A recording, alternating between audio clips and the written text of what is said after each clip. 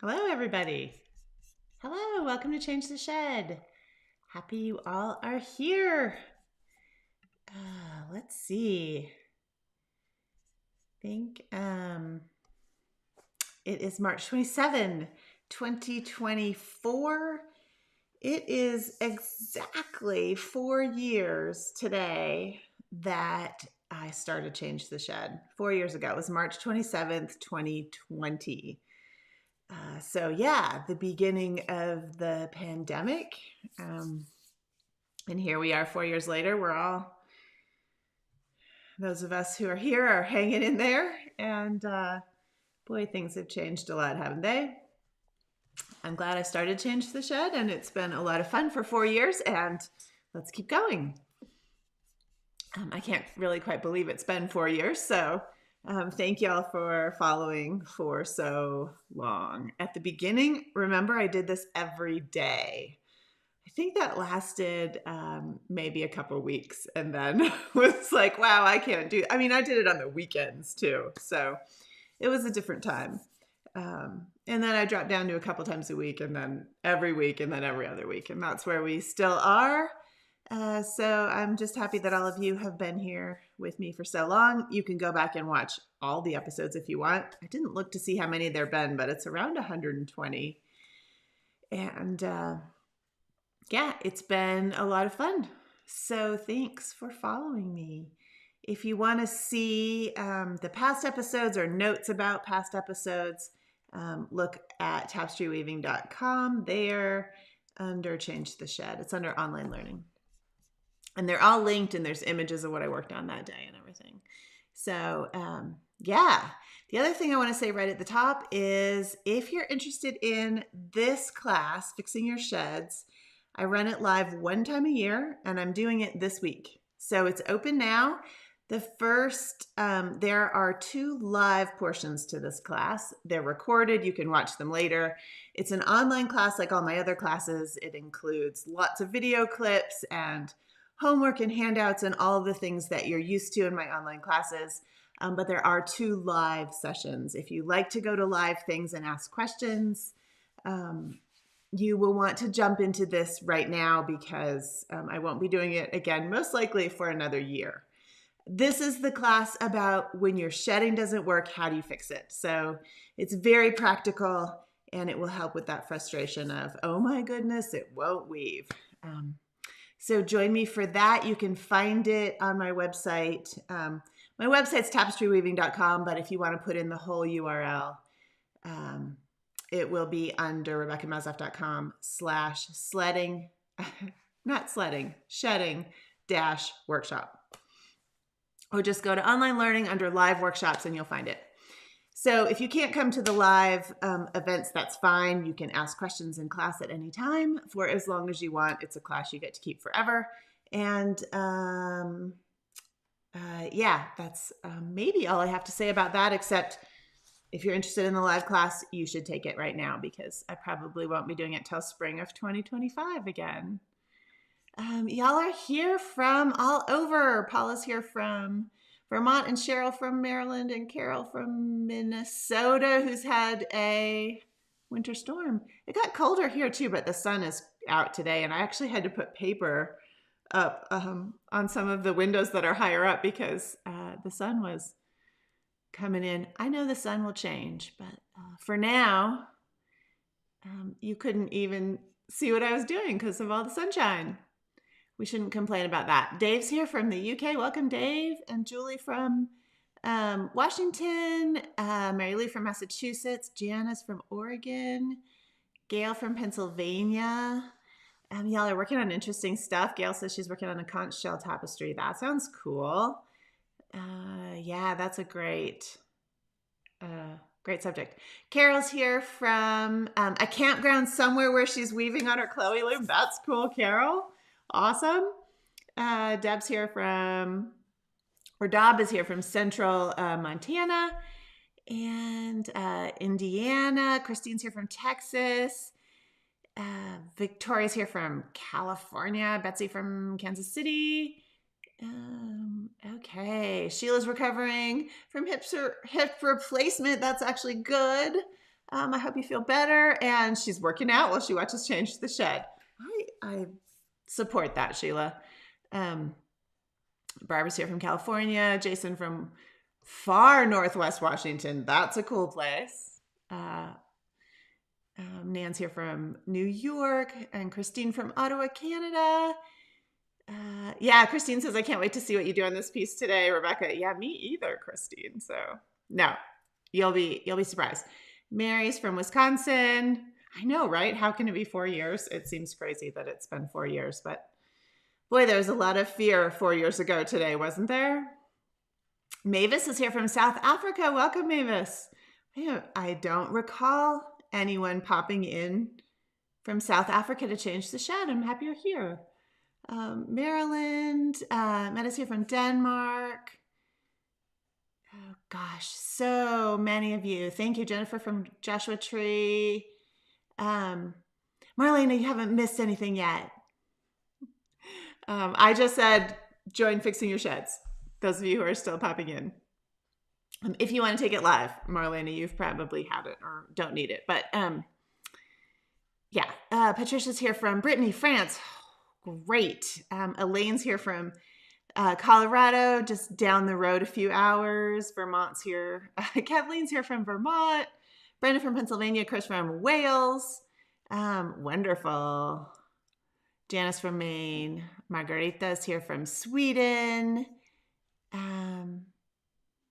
Congratulations, Marlena, for warping your Regina.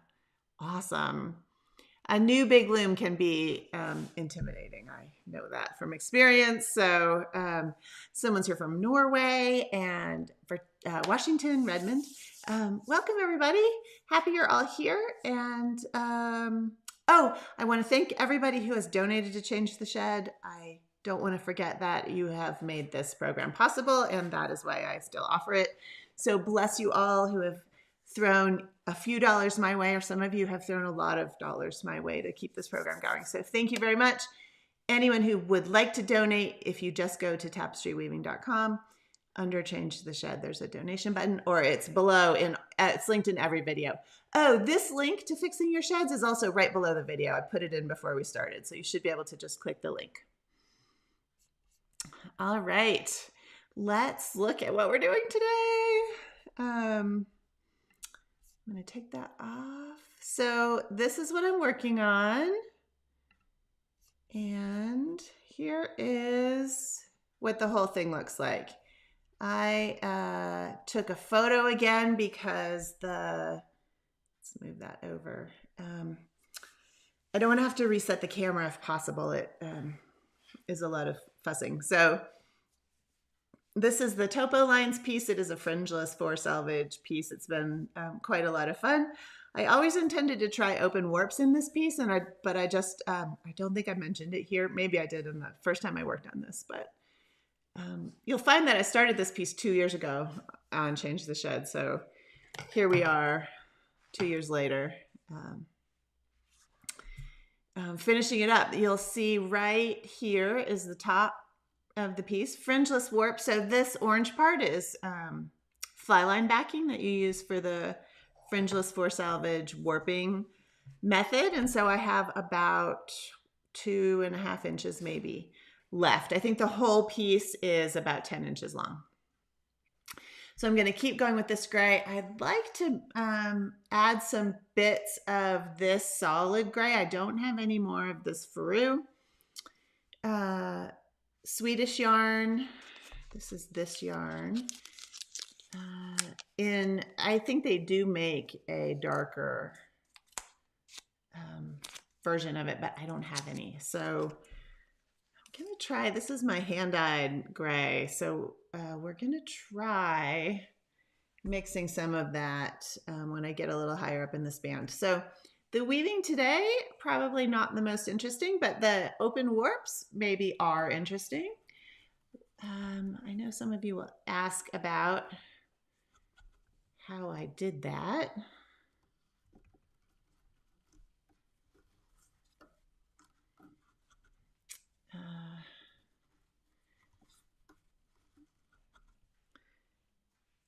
just weaving this up level. I also used a split weft at the color change. You see me do that down here. So there's been a couple episodes now of this recently where you can see me working on this. So if you missed those and you're wondering about the part down lower, go back and look at those. Let's bring this one over now. Meet and separate.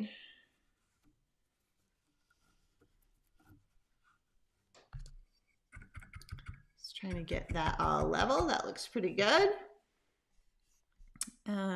Yes, I was waiting for that question, Judy. Do you have half hitches holding your open warp spaces from packing down? Yes, and I don't know if I like it, but yes, this is a double half hitch made with weft yarn. So this yarn is obviously a different yarn from the Swedish wool that I'm using. It is Weaver's Bazaar, and so I have a couple different colors. This is a teal, a darker teal. It looks like it's one of the sea sky ones, and then this is turquoise there, and then let's see what this one is.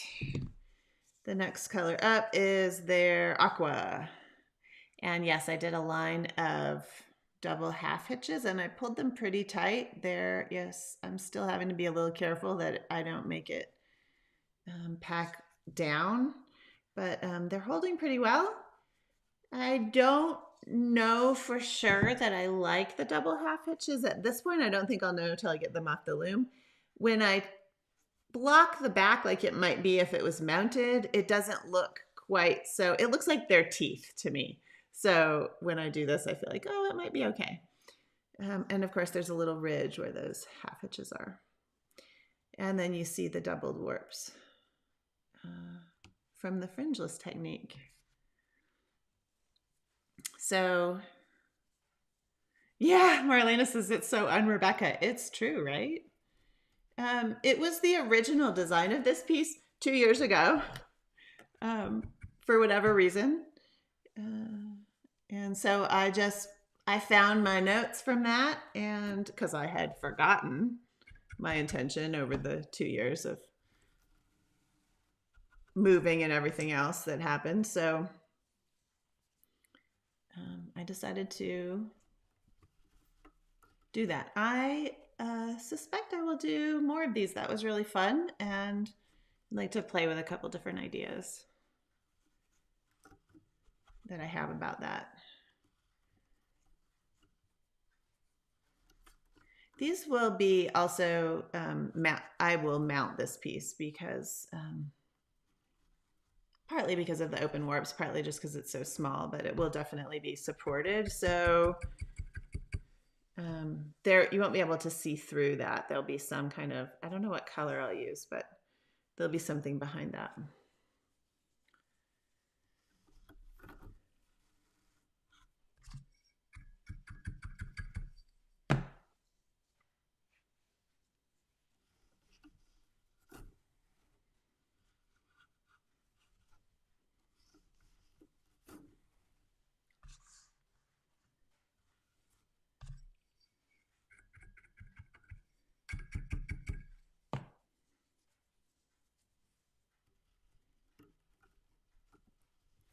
For those of you in the Tapestry Discovery Box, I am putting the finishing touches on the next one, which opens April 15. The boxes start shipping April 15, but the class actually opens April 15. So it's on wedge weave, and I have gotten totally carried away with wedge weave.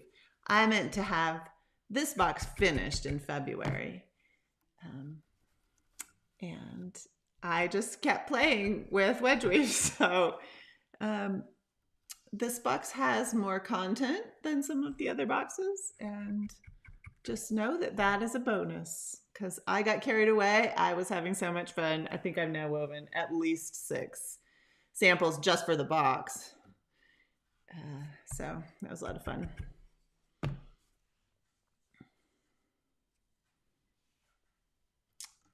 Corinne asked, what's the point of an open warp session? section. It's just another way of making art with fiber. What's the point of any art?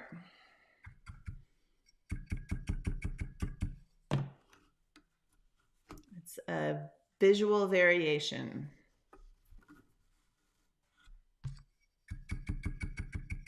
It's not functional. Maybe that's your question.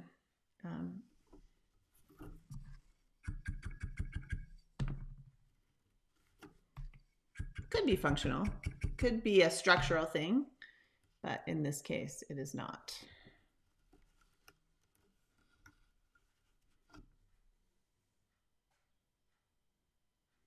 Mavis, good question. Mavis says, does it matter if your yarn twists? When I use two yarns, they seem to twist and it looks untidy. I'm a beginner of sorts. So you'll notice that I'm twisting these yarns as I weave. These are singles. And so it matters if you're twisting two yarns and they are already plied, be careful of which way you twist. So yarn is all about twist. A single is, these singles are made by twisting in this direction. And when I am twisting the plies, I have to twist them in the other direction or they will not act right. The same especially goes if you are twisting plied yarns. So you would probably twist plied yarns in this direction because they're probably spun this way and then plied this way, and the next twist has to go the other direction. That is a spinning thing, and it's about yarn construction. And if you don't follow that, your yarns will not act right. But that said, there are yarns that don't ply well. And so maybe that you're just using a yarn that isn't going to do that. For me, Harrisville Shetland is one of those yarns that if I'm going to use two strands of Harrisville Shetland, I don't try to twist them usually because they just don't play well. When they already have enough twist in the ply that if I try to twist them again, I could probably run them through my spinning wheel, take some of the twist out, and then add twist when I was putting them in, but that is just way too much bother. All right, those are going there. Sorry, I'm just doing a little splice here as I ran out of yarn. So yeah, there's a lot of things about yarn construction that is important to consider.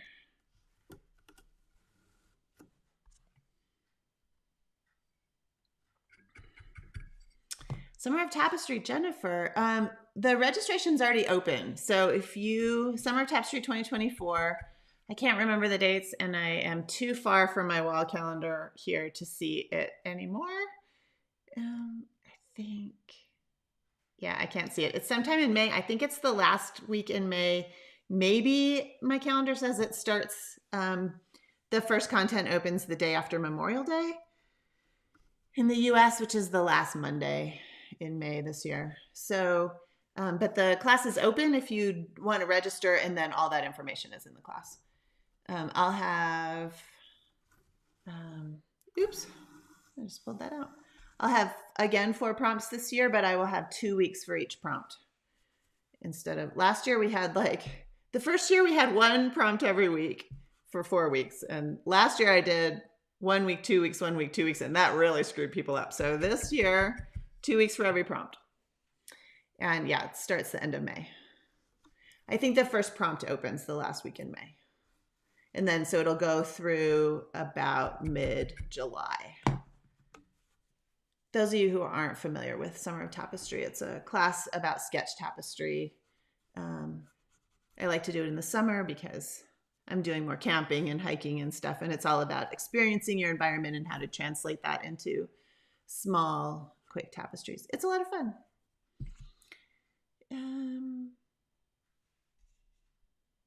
Cool, Mary. I'm glad you're excited about the wedge weave. I think it'll be fun, even for people who just don't really want to do wedge weave as a long-term thing. I just think it's a really fun technique to play with. I'm not someone that will probably ever do my own work in wedge weave. I mean, I probably shouldn't say that because who knows, but wedge weave is just a really interesting structure.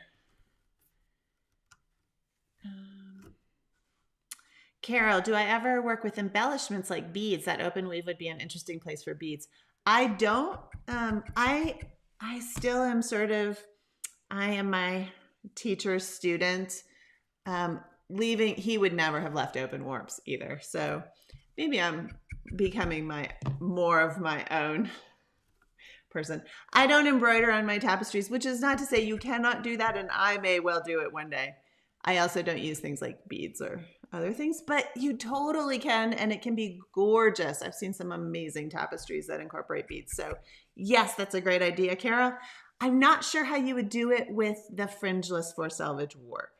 I think with a regular warp, you could string the beads on before you started and then somehow hold them up above, where you're working, and then bring them down into the open section. So it's a really interesting idea.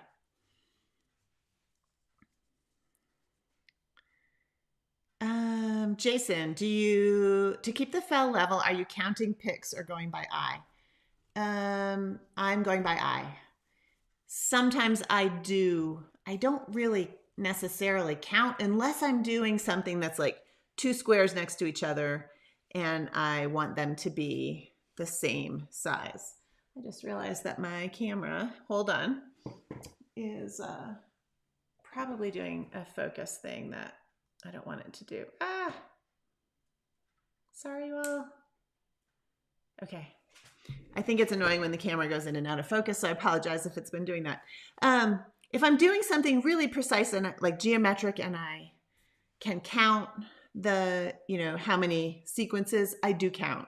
So like I needed 2 squares to match or something, I would count sequences.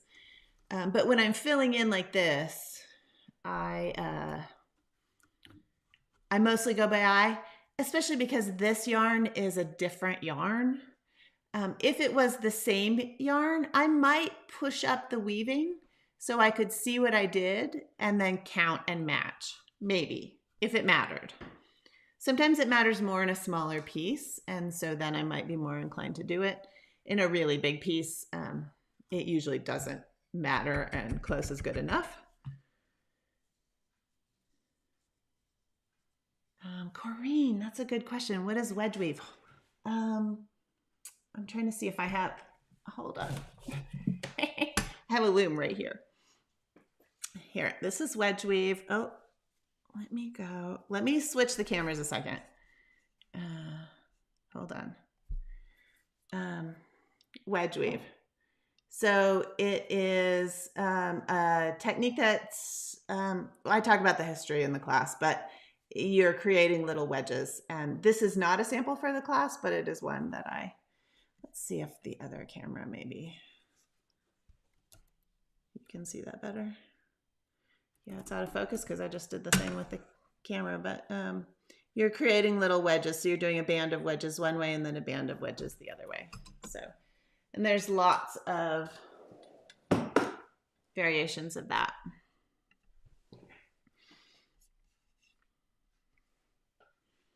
All right.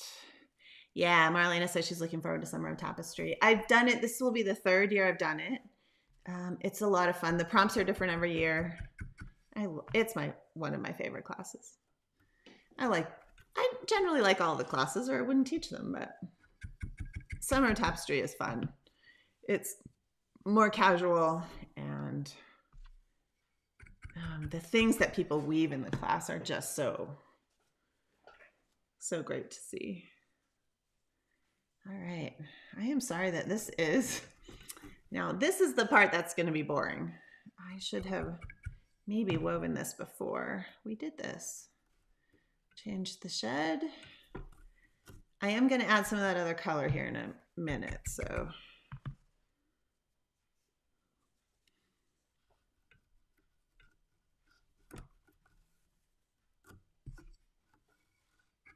yeah, if you Google wedge weave, you'll see, or look up the work of someone like Connie Lippert or Venancio Aragon, or Ruth Manning uses it a lot, Michael Rohde, Jeanette Gross has done some incredible wedge weaves.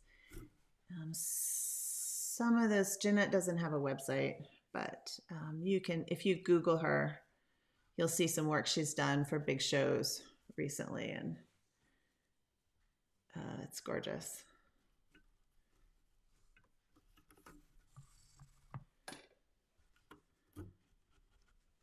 So that's all in the Tapestry Discovery Box. And of course I have links for all those things because that is my style. I give you way too much information, but you are invited to ignore the information you don't need.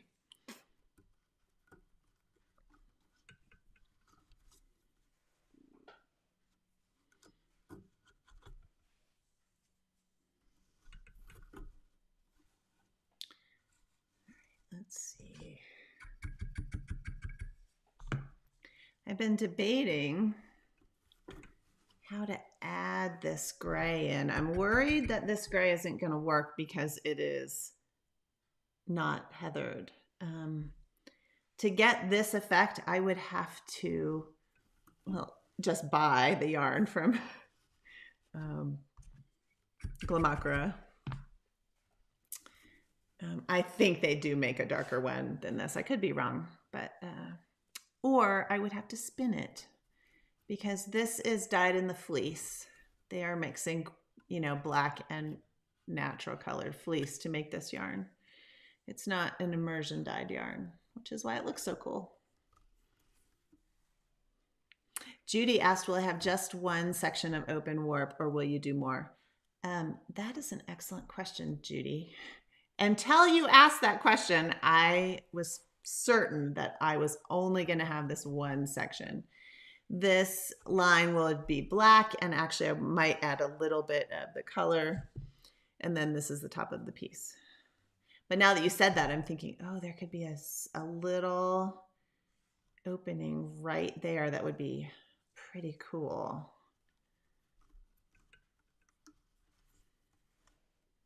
Amazing how a question can make you think about a different approach. As planned, this would be the only open warp section in this tapestry. Paula, great question. If you put a fringeless for selvage warp on a Merrick's, and this is a Merrick's, this is the 22-inch Merrick's I'm working on.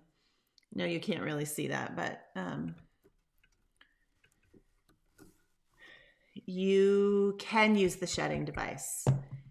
I don't recommend using the treadle, the electric treadle. If you have their old manual treadle, I'm sure that would be fine.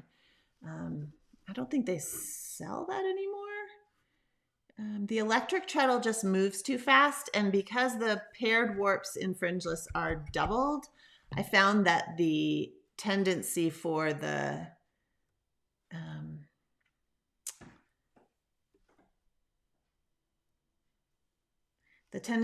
treadle to make those two warps walk or, you know, go against each other is too great.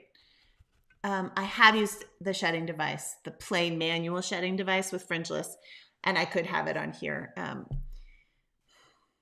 Not really sure why I didn't. The top of this warp you can't really see, but I'm only about 10 inches here to the top of the loom. For the next, if I use this loom again for this idea for a piece this size, I'm going to put some warp extenders on here, and then I'll put the shedding device. Just wanting a little bit more room for that shedding device because the fringeless warp can't be advanced. Much more likely to get ridging and have other issues with the shedding device. When the warp gets shorter, the shedding device is pulling harder and it can cause issues. That was a long way to answer that question, but the short answer is yes, you can use the shedding device on a 4 selvage warp. I would start at the bottom. When I do use it, I always start and weave an inch or so before putting the shedding device on, because the shedding device can also tend to make the warps walk a little bit. But after you've woven some, they shouldn't move.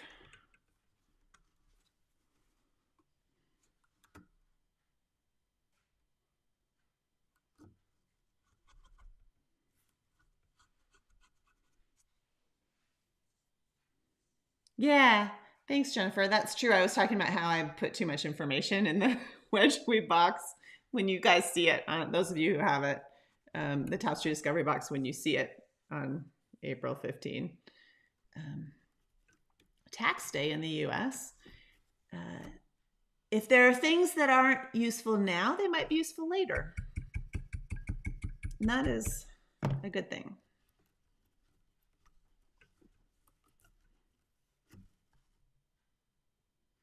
I know, Marla, right? So Marla is now seconding she's like, one more small open area on the rightish third side of your piece just seems right. And now that Judy asked that, now it's bothering me, Judy. I feel like you might be right. I think that would be fun. I feel a little bit like these are teeth. Like I wanted this is like, I wanted it to be smooth, and so the knots are bothering me because I feel from the distance that I'm looking at it, it looks like teeth, and so yeah, that's bothering me a little bit. But we're just gonna go with it. So yeah, a little bit right in here somewhere. Let's see. Where's the pencil?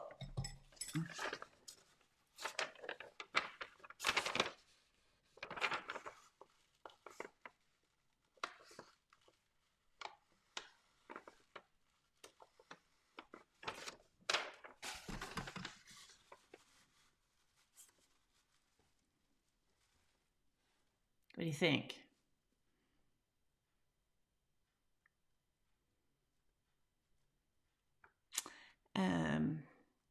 Stalactites. I like it, Jennifer. Let's try it this way. Oh, that's better. I don't know why. What if it was smaller? What if it was up here? Hold on, I'm just gonna put a mark right there. All right, I want to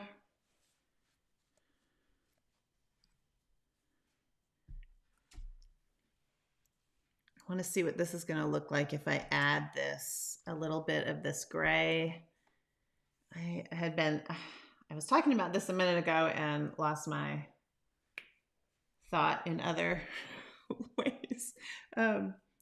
I want to, I don't want to do a straight gradation. I don't want this, because it's so flat, I don't want it added in a line all the way across. You will totally see the line.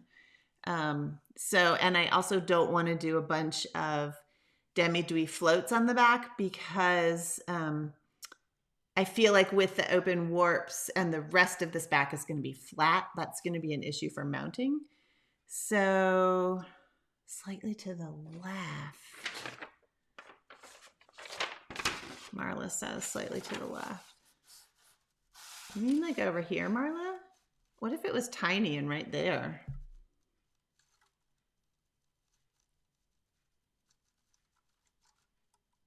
Oh, Gary, in the finishing, can you cut and bury the warps to make an open space? Not without pulling the warps and not with this warping technique, but that is an option. If this whole thing were different, you could do that. There's not enough space to bury the warps. If I cut these, it would be a disaster. It would all fall apart. But if, say, this wasn't a fringeless warp and these were long, and I was very careful, I could, and there weren't knots here, I could pull some warp out, leaving enough length, cut it, and then do that. So yes, you can make a hole that way. All right, I just want to experiment with this. Actually, I'm going to put this over here to start with. Let's go. I just want to make sure that this is a bit subtle. I may end up having to do the demi-douai mixing thing at some point, but oh yeah, that's going to be okay. I'm starting with floating bars. Those of you who either have my book, Tapestry Weaving, here. There we go, Art of Tapestry Weaving. I call them floating bars.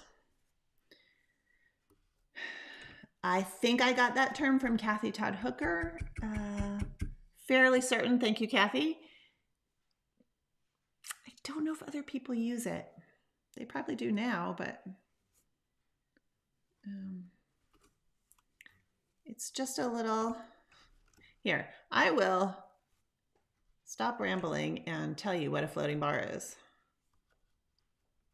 It's just, I leave that there as a marker. So I put this in this open shed. This is just a short piece of yarn. And a floating bar just means that I bring it back in on itself. It's a full sequence.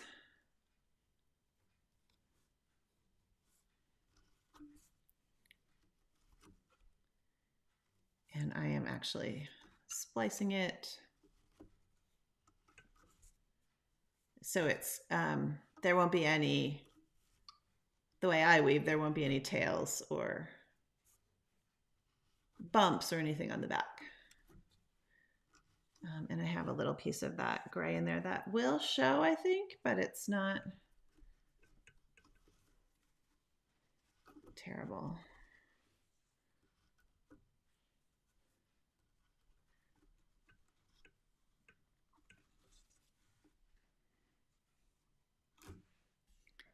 Demi-dweeb floats. Yeah, that's something I've done in other change the sheds, etc. Not going to get into that right now, Corinne. Sorry. That's a big question. What are demi-dweeb floats? She's asking. Just a way of putting dots of color in, and it creates floats on the back. But I cover that in a lot of other classes.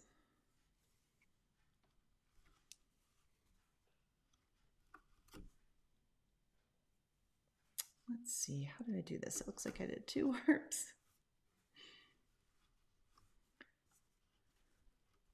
You all have seen me do a lot of splicing on this piece. All right. Let's see, I'm gonna bring this back across and see if we can see that.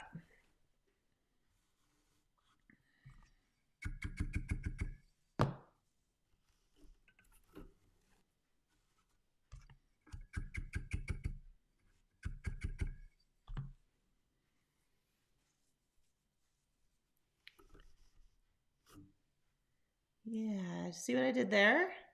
That's called a double shot. I call it a double shot. I call it a double shot in my book. There's 2 wefts in the same shed, as in the wrong shed when I did the splice. Some of you probably saw that happening.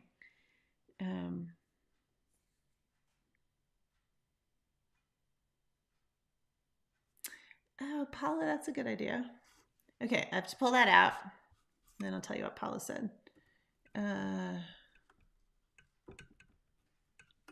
Wrong shed.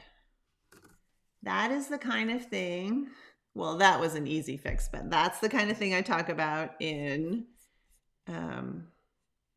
this Fixing Your Sheds workshop.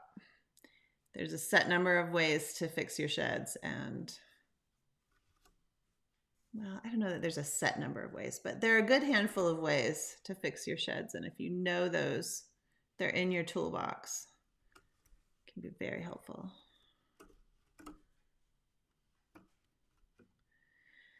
Okay, what am I doing? Splicing. All right, I think I got it now. Now this will come back in the shed, and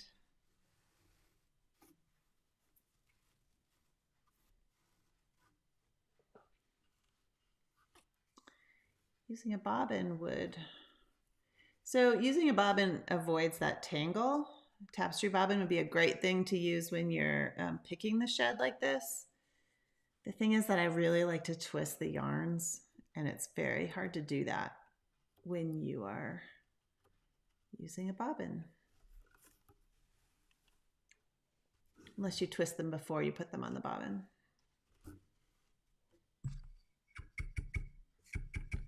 All right, you can I can sort of see where that was.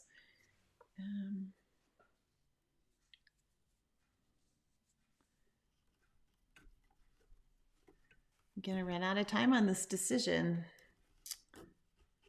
You all have to tune in next time to see if I decided to add another open space.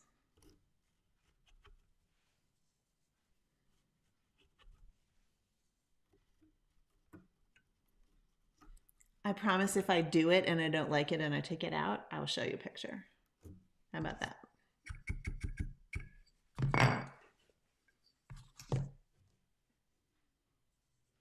Okay, thanks, Susan. She came back with, yeah. I had asked whether she meant over here or something. It's called group designing, right? Okay, so Paula's question. Sorry, wow. Short attention span there, Rebecca. What would have been the difference if you had put the double half hitches on each warp thread instead of the doubled ones? Would the tapestry become distorted? I don't think so. I think that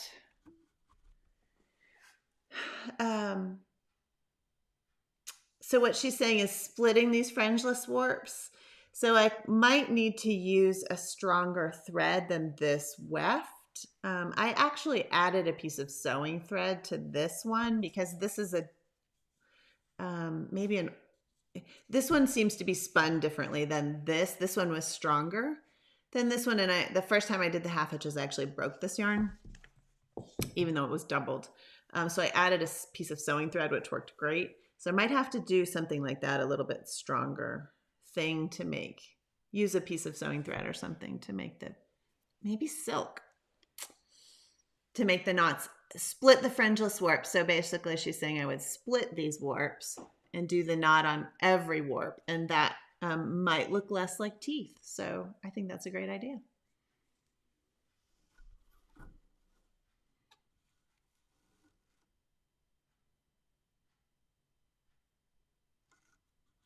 Okay. I feel like this is getting wider. Do you ever have that? I'm at 6, a little over 6 1/4. So it's not getting wider. That's the visual thing about tapestry, is that you can think something is drawing in or getting wider and then accommodate for it. But if you don't measure, you could be wrong. Your brain could be telling you that something is changing when it really isn't. All right, before we finish this, I want to remind myself, this is for future Rebecca, where I wanted to put the next bit of gray, and I'm going to put it, the other one was, I have to look at the tails right there. I'm going to put another piece here.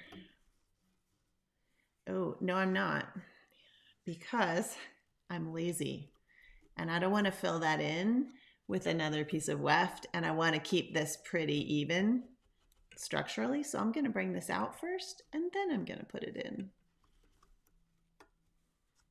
because I'm only going to put one in this pick. So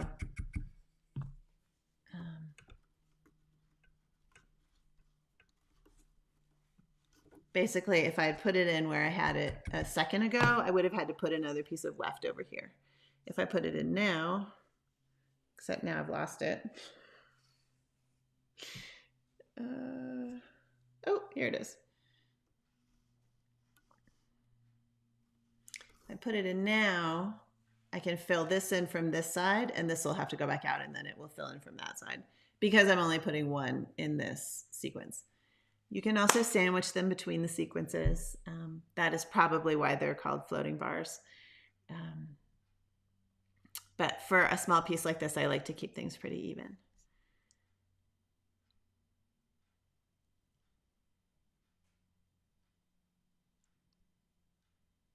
Oh, that's a good idea, Judy. So Judy's saying, I think what she's saying is, what if there's another little open space right here? That's a good idea. I like it. Yes, I think you're right, Paula. If I had split those warps, there'd be less of a toothy effect here. That'll be something maybe I'll try in the next piece. Interconnecting cave systems. I love it. I love how people think. Jennifer, stalactites. We all have different sort of references to what's interesting to us. Yeah, I've done that too, Judy. Double half hitches with sewing thread when you don't want them to be too visible. So that's something to play with. I was thinking silk because it would be shiny, but if I could match the sewing thread or maybe dye the sewing thread, that would work. Yes, Marla, always twisting. The twist has to do with the yarn. So Marla says, I'm twisting counterclockwise no matter which direction my pick is going. Absolutely, because the twist has to do with the yarn, not with which way I'm weaving. When you're weaving, you'll notice if you use a singles, especially, that the yarn will twist or untwist as you're going. Sometimes you have to re-add twist to your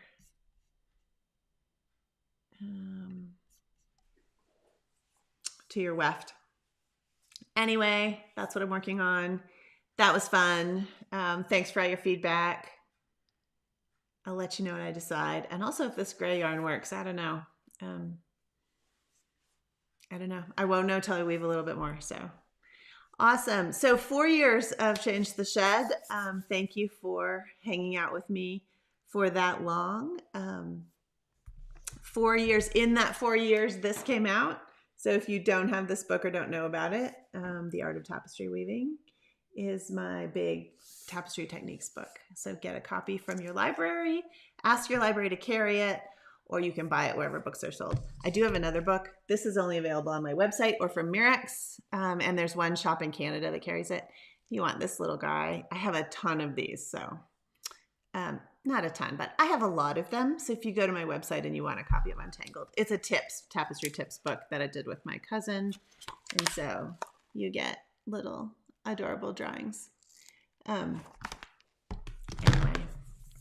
this is the one that came out in 2020. Thank you, COVID. Actually, the book was mostly done by the time the COVID hit, so that's probably good. Thanks, Judy. Yeah, a lot of information over the last 4 years on Change the Shed. It's all kind of mixed up, but it's been a lot of fun. It's great to see you all, and I will see you. Oh, I didn't tell you when I would be back. I will be back. 4 years is not the end. I will be back on, I don't even, again, can't see my calendar this far. Oh, it's not on there yet. I think it will be 2 weeks. I will put it on my calendar on my website. And of course, I'll note it on Instagram. All right, everybody, thanks for showing up, and happy weaving. Keep weaving. That's the most important thing. We'll see you in a couple weeks. Bye-bye.